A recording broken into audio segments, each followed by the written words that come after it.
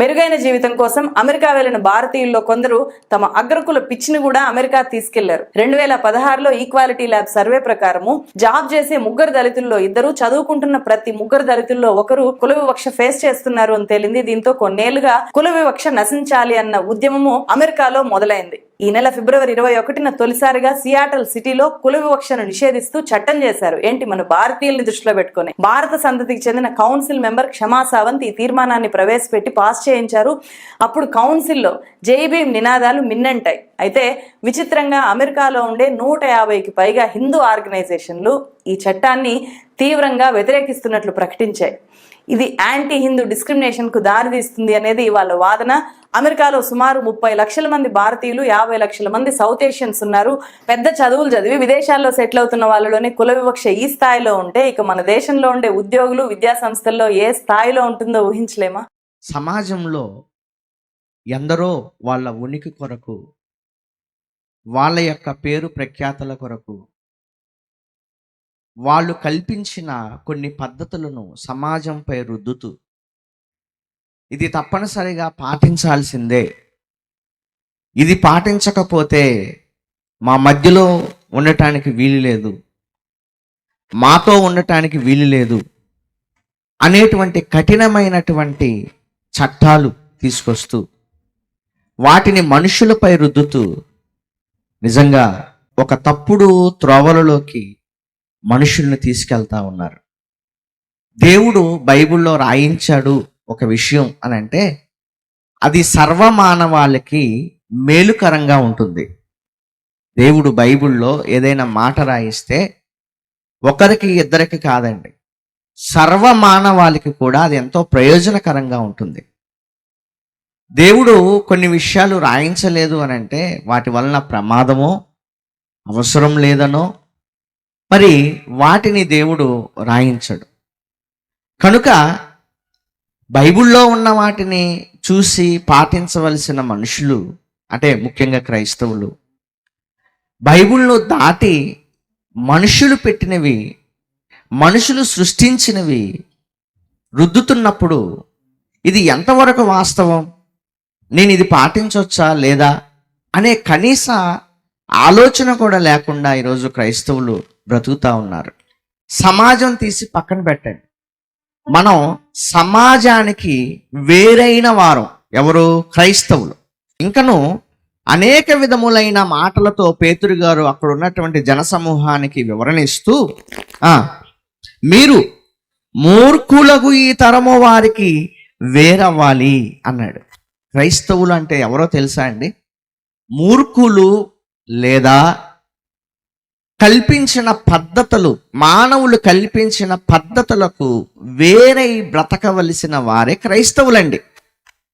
అంటే ఇది మంచిది కాదు, దీన్ని మనం పాటించవలసిన అవసరం లేదు అని మనం వేరవ్వాలి, అలా వేరై బ్రతికేవారే క్రైస్తవులు.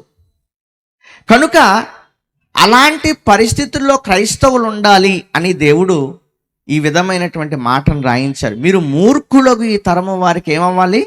వేరవ్వాలి.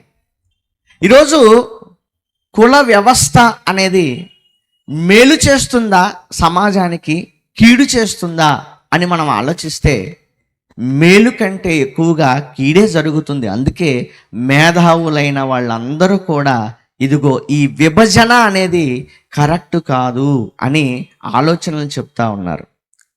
అది సమాజం, దాన్ని పక్కన పెడదాం. క్రైస్తవ్యం అంటే సంఘం. సంఘములోకి వచ్చిన తర్వాత కూడా ఇలాంటి కుల భావాలతో, బాగా ఆలోచించండి, ఇలాంటి కుల భావాలతో ఎంతమంది బ్రతుకుతున్నారు అని మనం ఆలోచిస్తే ఏమండి, పైకి మారాము లేదా వేరయ్యాము లేదా క్రైస్తవులము అని పేరు మాత్రమే ఉంది తప్ప ఆ భావాలు, ఆ ఉద్దేశాలను పూర్తిగా క్రైస్తవులైన వారు ఎంతో మంది తొలగించుకోలేకపోతున్నారు. తొలగించుకోలేకపోవటం వలన ఎలాంటి నష్టం జరగబోతుందో చెప్తాను, జాగ్రత్తగా మీరు ఆలోచించండి.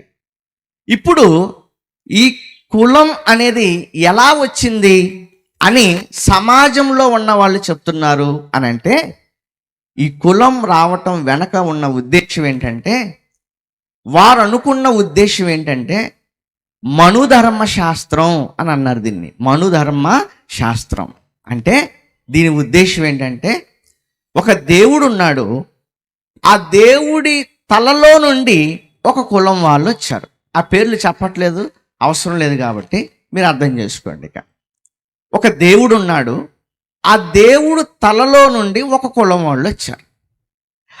ఆ దేవుడు భుజాలలో నుండి ఇంకొక కులం వాళ్ళు వచ్చారు. ఆ దేవుడి తొడలలో నుండి ఇంకొక కులం వాళ్ళు వచ్చారు. ఆ దేవుడి కాళ్ళల్లో నుండి ఇంకొక కులం వాళ్ళు వచ్చారు. ఇదండి కులం వెనక ఉన్న ముఖ్యమైన ఉద్దేశం. అర్థమైందా? అంటే ఒక దేవుడు ఉన్నాడు, ఆ దేవుడు తలలో నుండి వచ్చిన వాళ్ళు కొంతమంది కులస్తులు, భుజాలలో నుండి వచ్చిన వాళ్ళు కొంతమంది కులస్తులు, తొడలలో నుండి వచ్చిన వాళ్ళు కొంతమంది కులస్తులు, పాదాల నుండి వచ్చిన వారు కొంతమంది కులస్తులు. ఇది కులం వెనక ఉన్న ముఖ్యమైన ఉద్దేశం. అయితే ప్రియమైన దేవుని వల్ల ఇప్పుడు మీరు క్రైస్తవులు, మనమంతా క్రైస్తవులం, క్రీస్తుని నమ్మిన వాళ్ళం. ఇప్పుడు మనలో ఆ ఉద్దేశం ఉంది అని అంటే, బాగా ఆలోచించాలి, మనలో ఇంకా ఆ ఉద్దేశం ఉంది అని అంటే మనం దేనిని పాటిస్తున్నట్టు ఇప్పుడు మీరు ఆలోచించాల. అర్థమైందా? మళ్ళీ చెప్తాను, జాగ్రత్తగా ఆలోచించాలి. అసలు ఈ కులం అనేది ఎలా వచ్చింది అని అంటే దానికి ఒక థియరీ చెప్పారు. అది బయట వాళ్ళు చెప్పారు, దాన్ని మనం విమర్శించటం లేదు, అలాగని వారిని కూడా మనం ఏమీ అనటం లేదు. అది వేరే విషయం, వాళ్ళకి సంబంధించింది. అది నేను వాళ్ళకి సంబంధించిన విషయాలు నేను మాట్లాడట్లేదు. క్రైస్తవులంగా మనకు సంబంధించిన విషయాలు నేను మాట్లాడుతున్నాను. క్రైస్తవులంగా లోకానికి మనం ఏమయ్యాము అని అంటే వేరయ్యాం. లోకానికి వేరైనప్పుడు మనకు ఒక దేవుడు ఉన్నాడు, ఆయనే తండ్రి అయిన దేవుడు.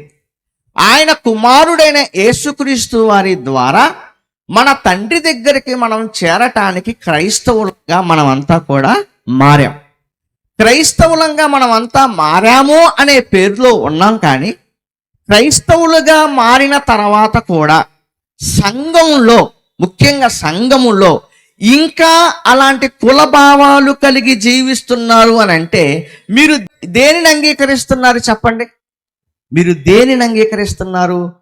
ఏదైతే వాళ్ళు మనుధర్మ శాస్త్రం ఉంది అని వాళ్ళు అనుకున్నారో దానిని ఇంకా మీరు పాటిస్తున్నారు, దానిని ఇంకా మీరు అనుసరిస్తున్నారు, దానిని ఇంకా మీరు వెంబడిస్తున్నారు. అసలు దేవుడు బైబిల్లో ఏం రాయించాడో చెప్పనా? ఒకసారి చూడండి. గలతీయులకు రాసిన పత్రిక, అపోస్తుడైన పౌలు గారు గలతీయులకు పత్రికను రాస్తూ 3వ అధ్యాయము 27వ వచనాన్ని ఒకసారి చదువుకుందాం. క్రీస్తులోనికి బాప్తిస్మము పొందిన మీరందరూ అన్నాడు. చూడండి, ఎవరెవరైతే బాప్తిస్మం తీసుకున్నారో, బాగా వినండి, ముఖ్యంగా బాప్తిస్మం తీసుకున్న వాళ్ళు క్రైస్తవులు, బాప్తిస్మం తీసుకున్న వాళ్ళు ఎవరైతే మాకు రక్షకుడు క్రీస్తు అని అంగీకరించారో వాళ్ళ కోసం మాట్లాడుతున్న మాటలు, వాళ్ళ గురించి రాయబడిన మాటలు. ఇక్కడ ఏమని రాయబడింది చూడండి. క్రీస్తులోనికి బాప్తిస్మము పొందిన మీరందరూ క్రీస్తును ధరించుకున్నారు. క్రీస్తులోకి రాకముందు నీది ఏదో మతం, క్రీస్తులోకి రాకముందు నీది ఏదో కులం, క్రీస్తులోకి రాకముందు నీది ఏదో ప్రాంతం, నీది ఏదో దేశం. క్రీస్తులోనికి మీరు వచ్చారు. క్రీస్తులోనికి మీరు వచ్చి ఒక సంఘముగా మీరు ఉన్నప్పుడు ఏ భేదం లేదో చెప్తున్నాడు చూడండి. ఇందులో యూదుడని గ్రీసు దేశస్థుడని లేదు. క్రైస్తవుడైన తర్వాత ప్రాంతాల మధ్య ఉన్న విభేదాలు పట్టించుకోకూడదు. అర్థమైందండి? ప్రాంతాలు, ఫలానా తెలంగాణ పాస్టర్ అండినా, ఫలానా ఆంధ్ర పాస్టర్ అండినా, ఫలానా రాయలసీమ పాస్టర్ అండినా, ఏమండి ఏంటి ప్రాంతాలను బట్టి ఏమండి వాళ్ళని గౌరవిస్తారా? ప్రాంతాలను బట్టి వాళ్ళకి విలువనిస్తారా? ఇలాంటివి ఉన్నాయా లేవా చెప్పాలి. మీకు అందే ఉంటాయి ఇలాంటివి అన్నీ కూడా. ఇలాంటివి ఉన్నాయా లేవా? ప్రాంతాలను బట్టి పాస్టరా? ఏమండి, ప్రాంతాలను బట్టి దైవజనుడా? ప్రాంతాలను బట్టి దైవజనులను విభజిస్తారా? బాగా ఆలోచించండి. దేవుడు ఎలాంటి ఉద్దేశాలతో బైబిల్లో ఎంత మహాజ్ఞానం రాయించాడు అని అంటే, ఏమండి ఇక్కడ చెప్తున్నాడు చూడండి, ఇందులో యూదుడని లేదు, గ్రీసు దేశస్థుడని లేదు, దాసుడని లేదు, స్వతంత్రుడని లేదు, పురుషుడని లేదు, స్త్రీ అని కూడా లేదు. చివరికి ఇవి కూడా సంఘంలో ఉండకూడదు. మనమంతా ఏమన్నాడండి, మీరందరూ యేసుక్రీస్తునందు మీరందరూ ఏక శరీరం, ఒకటే ఒక శరీరం, ఏక శరీరం. సంఘము అనంటే ఏక శరీరం. ఈ ఏక శరీరంలో ఏంటి విభేదాలు? ఏమండి, సంఘాలలో కులంకి సంబంధించిన విషయాలు లేవా? ఉన్నాయా లేవా? ఏమండి, ఇది యేసుప్రభువును ఆరాధించే సంఘమేనండి, కానీ ఈ సంఘంలో పలానా కులం వాళ్ళే వస్తారండి. ఏమండి, ఇది యేసుప్రభువును ఆరాధించే సంఘమేనండి, కానీ ఈ సంఘంలో పలానా కులం వాళ్ళదే ఆధిపత్యం అండి, పలానా కులం వాళ్ళదే ఇవన్నీ చేస్తూ ఉంటారండి. ఏమండి, ఇలాంటివి ఉన్నాయా లేవా మీరు చెప్పండి. మీ కళ్ళతో మీరు చూస్తున్నారా? మీ చెవులతో మీరు వింటున్నారా? అయితే వాక్యం ఏం చెప్తుంది? బాబు, నువ్వు క్రీస్తులోనికి వచ్చిన తర్వాత ఇలాంటివి లేవు. క్రీస్తులోనికి వచ్చిన తర్వాత, సంఘములో చేర్చబడిన తర్వాత, క్రీస్తును స్వరక్షకుడిగా అంగీకరించిన తర్వాత నీ మతం మర్చిపోవాలి, నీ కులం మర్చిపోవాలి, నీ యొక్క ప్రాంతం మర్చిపోవాలి, ఇవన్నీ మర్చిపోవాలి. మనమంతా ఒక్కటే, ఒకే శరీరం. అసలు దేవుడు ఎలాంటి తారతమ్యాలు కూడా లేకూడదని ప్రారంభ శతాబ్దంలో ఎలాంటి విప్లవం వచ్చింది అని మనం ఆలోచిస్తే, ప్రియమైన దేవుని వల్లరా, చూడండి ఒకసారి అపోస్తుల కార్యాలు. ఇంకా ఇలాంటి భేదాలు అనేవి సహజంగా ఇప్పుడైతే చేయటం కష్టం అండి, కానీ ఆ రోజుల్లో కనీసం ఇలాంటి భేదాలు కూడా ఉండకూడదని ఏ పద్ధతులు పాటించారో చూడండి ఒకసారి. అపోస్తుల కార్యాలు 4వ అధ్యాయం 33వ వచనం చూడండి. ఇదియుగాక అపోస్తులు బహుబలముగా ప్రభువైన యేసును పునరుద్ధానమును గూర్చి సాక్ష్యం ఇచ్చిరి. దైవ కృప అందరి యందు అధికముగా ఉండెను. భూములైనను, చూడండి బాగా, భూములు కలిగిన వాళ్ళు భూములు, ఇండ్లు కలిగిన వాళ్ళు ఇండ్లు, వాళ్ళకి ఆస్తిగా ఏవైతే ఉన్నాయో అవన్నీ కూడా అమ్మేశారట. ఏమండి, క్రీస్తులోనికి వచ్చిన తర్వాత అవన్నీ అమ్మేశారట. అమ్మేసి అపోస్తుల పాదాల దగ్గర పెట్టారట. అపోస్తుల పాదాల దగ్గర పెడితే వాళ్ళు ఏం చేశారు? పోనీలే, మేము ఇప్పుడు దాకా చాలా బాధపడ్డాం, మీకు దేవుడు మంచి మనసు ఇచ్చాడు అని వాళ్ళ అకౌంట్లో వేసుకోవాలా వాళ్ళు.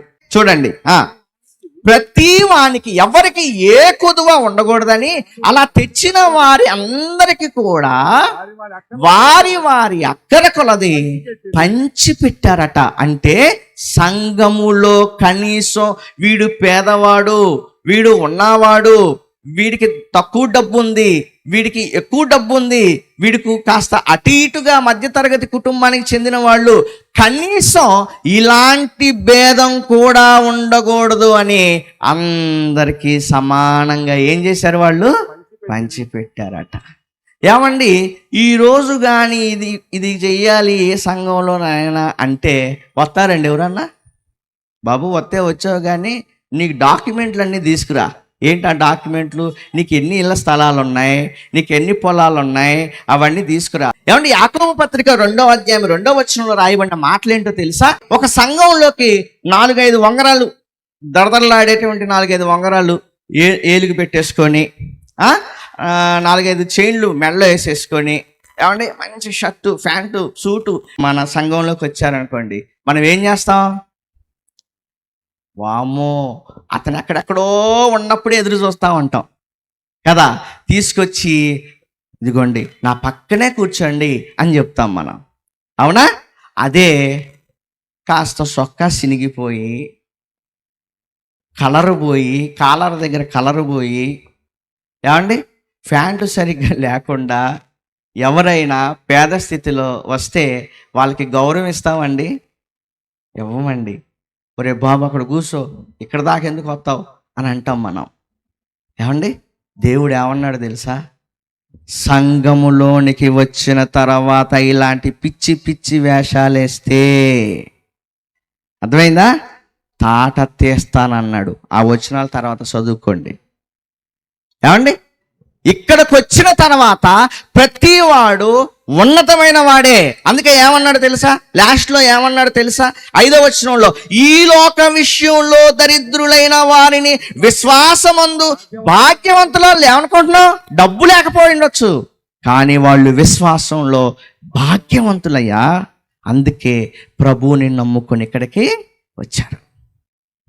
ప్రియమైన దేవుని వాళ్ళరా, అంటే ఇవి సహజంగా అన్ని సంఘాలలో ఉండేవే. ఇవి లేని సంఘాలు బహుశా తక్కువ. అయినప్పటికీ ఇలాంటివే ఉండకూడదని చెబుతున్నప్పుడు, బాగా వినండి, ఇలాంటివే ఉండకూడదని చెబుతున్నప్పుడు ఇక నువ్వు కులాలు తీసుకొచ్చి ఇక్కడ పెడితే, ఎవడో పుట్టించిన దాన్ని తీసుకొచ్చి నువ్వు సంఘంలో పెడితే ఊరుకుంటాడా దేవుడు? ఇప్పుడు మీరు ఆలోచించాలి. ఒక కులాన్ని నీ మనసులో పెట్టుకున్నావు, ఇంకా క్రైస్తవ్యంలోకి వచ్చిన తర్వాత ఇంకా నీ మనసులో అది పోవట్లేదు అని అంటే అర్థం ఏంటో తెలుసా? నువ్వు విగ్రహారాధన చేస్తున్నావు. నువ్వు ఒక విగ్రహారాధన చేస్తున్నావు.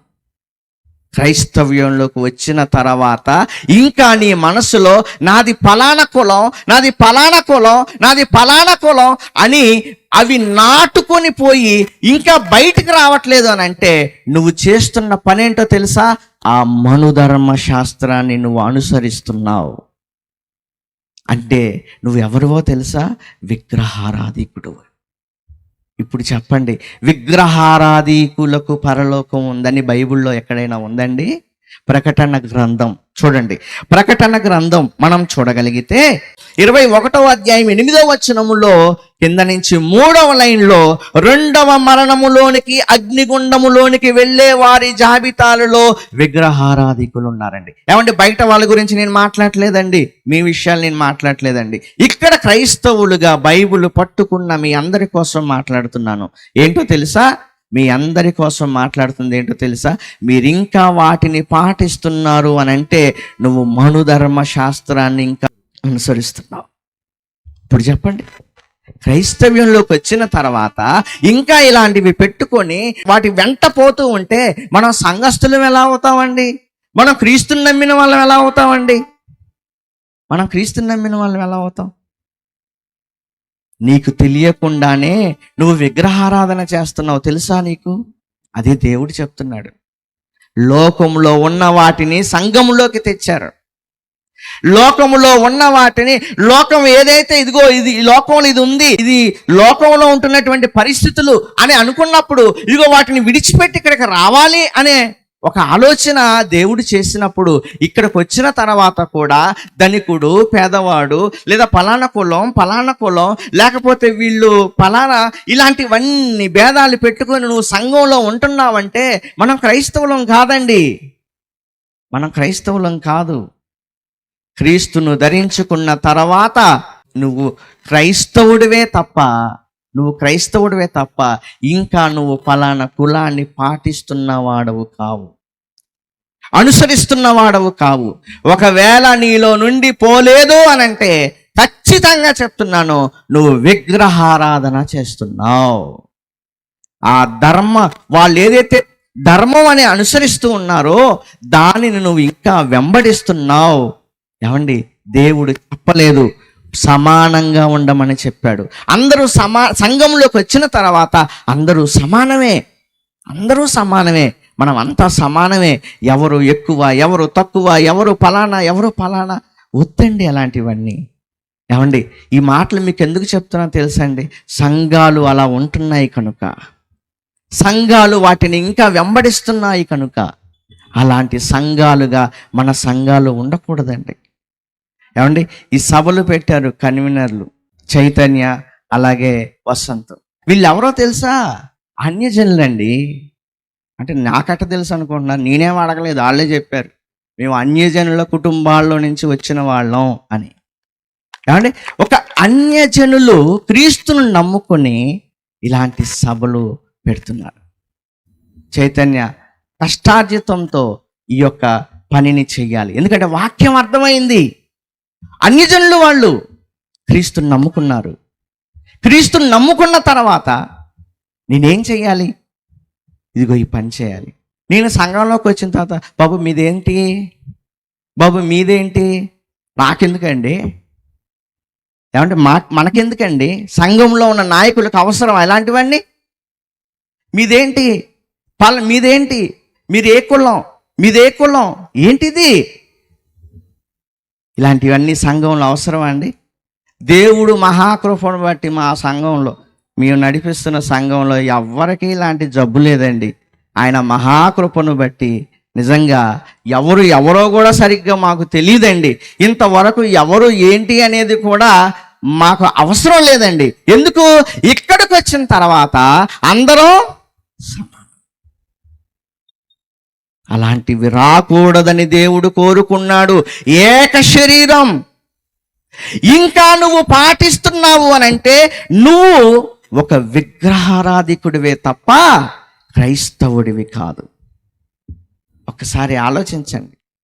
దేవుని పిల్లలుగా దేవుని పిల్లలుగా మనం సంఘంలో ఎలా నడుచుకుంటున్నాం, దేవుడు ఎలా నడుచుకోమని చెప్పాడు, మనం ఎలా నడుచుకుంటున్నాం, మన పద్ధతులు ఏంటి? ఏమండి మన పద్ధతులే. ఓ పని చేయండి, సంఘానికి రాగానే కుల ధృవీకరణ పత్రం ఏదైనా ఉంటే ఇవ్వండి. సంఘానికి రాగానే ఏంటి ఈ పరిస్థితులు ఏంటి అసలు? ఒక్కొక్క చోట ఒక్కొక్కటి వింటా ఉంటే ఏంటి, చిన్నవి కూడా పాటించలేకపోతున్నారు, చిన్నవి కూడా అనుసరించలేకపోతున్నారు అనిపిస్తూ ఉంటుంది. ఏముందండి కులంలో? ఏమండి నన్ను కోసిన అదే రక్తం కదండి, మిమ్మల్ని కోసిన అదే రక్తం కదండి. యాక్సిడెంట్ అయితే బాబు నీదే కులం, ఆ కులం వాడిదే రక్తం ఎక్కిందంటావా? బాబు ఏ కులం వాడిదైనా ముందు ఏ పాజిటివా, ఏ నెగిటివా, బి పాజిటివా, బి నెగిటివా అవి చూస్తాం, కానీ ఏ కులమో చూస్తామండి? అక్కడ అవసరం లేదండి, అక్కడ అవసరం లేదు. మరి ఎక్కడ అవసరం? పనికి మాలిన చోట్ల అవసరం అవన్నీ కూడా. ఏమండి ఇది పోవాలి అని అంటే ప్రతి క్రైస్తవుడు ఆలోచించాలి. అంతేకాదు మీ పిల్లలకు ఏమి నేర్పిస్తున్నారో మీకు అర్థం కావాలి. భావి తరాలు ఏమి నేర్చుకుంటున్నాయి? మీ ముత్తాత మీకు అదే నేర్పాడు, మీ తాత ఆయన పిల్లలకి అదే నేర్పాడు, మీ నాన్న నీకు అదే నేర్పాడు, నువ్వు నీ పిల్లలకి అదే. అరే మనది పలానరా, వాడేం చేస్తాడు? వాడి పిల్లలకి అదే నేర్పుతాడు. వాడేం చేస్తాడు? వాడి పిల్లలకి అదే నేర్పుతాడు. ఈ పోదా ఇది? మనం అందరం ఏమండి బయట సంగతిని మాట్లాడలేదండి. బయట ఉంటే ఉండేవ్వండి, పోతే పోనివ్వండి, మనకు అనవసరం వాటి గురించి. క్రైస్తవ్యంలోకి వచ్చాం కదా, సంఘములోకి వచ్చాం కదా, ఒక సమానత్వాన్ని చూపించమని దేవుడు చెప్పాడు కదా, అందరూ సమానమే అన్నాడు కదా. ఇక్కడెందుకు అలాంటివన్నీ? అది ఇక్కడ ఉన్నాయి అని అంటే నువ్వు నేను తప్పు చేస్తున్నాము అని అర్థం, మనం పరలోకానికి పోలేము అని అర్థం, ఇంకా దానినే పాటిస్తున్నాము అని అర్థం. ఇదండి ఇలాంటి విషయాలతో మనం ఈ మాటలను నేర్చుకోవటమే కాకుండా భావి తరాలకి ఒక మంచి వాతావరణం ఇద్దామండి. ఒక మంచి వాతావరణం ఇద్దాం, ఒక మంచి పద్ధతులు నేర్పిద్దాం. ఏమండి ఏ కులంలోనైనా మంచోళ్ళు ఉంటారు, ఏ కులంలోనైనా చెడ్డవాళ్ళు ఉంటారు, ఏ కులంలోనైనా ఏమండి దోచుకునే వాళ్ళు ఉంటారు. ఎందులోనే చాలామంది అండి, ఇదిగోండి మీ పాస్టర్ గారు పలానా పని చేశాడు, మీ పాస్టర్ గారు ఇలా చేశాడు, ఆయన అలాగే చేశాడని చెప్తూ ఉంటారు. వీళ్ళు ఏం చేస్తుంటారు? మీ గురువులు అలా చేయలేదా అంటూ ఉంటారు. అంటే ఇక్కడ ఏందన్నమాట అర్థం? ఇద్దరు దొంగలేని అర్థం. ప్రతి మతంలో మంచోళ్ళు ఉంటారు, ప్రతి మతంలో చెడ్డవాళ్ళు ఉంటారు.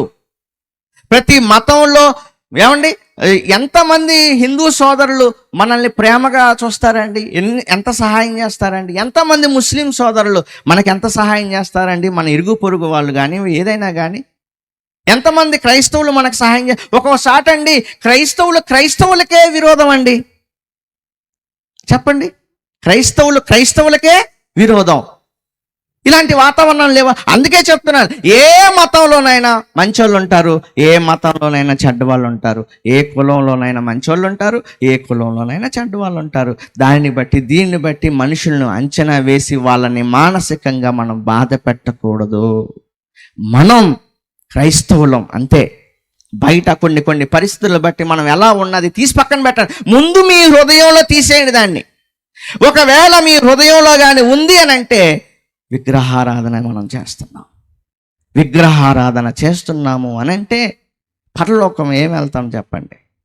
అది ఈరోజు మీతో మాట్లాడాలనుకున్నది. ఈ విషయాలు చెప్పటానికి మనం భయపడని అవసరం లేదు, జడియవలసిన అవసరం లేదు. ఒక మంచి సంగతిని సమాజానికి నేర్పించటానికి భయపడిన అవసరం లేదు, జడియన అవసరం లేదు. మనమంతా క్రీస్తు సైనికులుగా ఎలాగైనా సంఘాలలో ఇలాంటి పరిస్థితులు లేకుండా కలిసి కట్టుగా మనమంతా పని చేద్దామండి.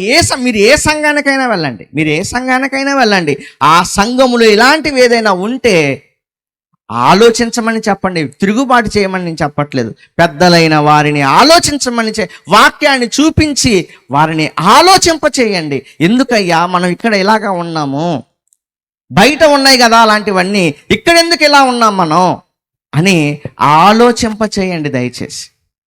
ఎందుకంటే మనకు పరలోకం ఇంత చేసినా మనం ఏం పోగొట్టుకుంటాం? అలాంటివి మన హృదయంలో ఉంటే ఏం పోగొట్టుకుంటాం?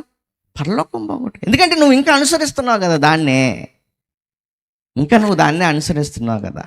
అందుకని ప్రియమైన దేవుని వల్ల ఒక క్రీస్తు సైనికుడుగా పని చేయండి. ఈ మాటలు విన్న తర్వాత ఒక క్రీస్తు సైనికుడుగా పని చేయండి.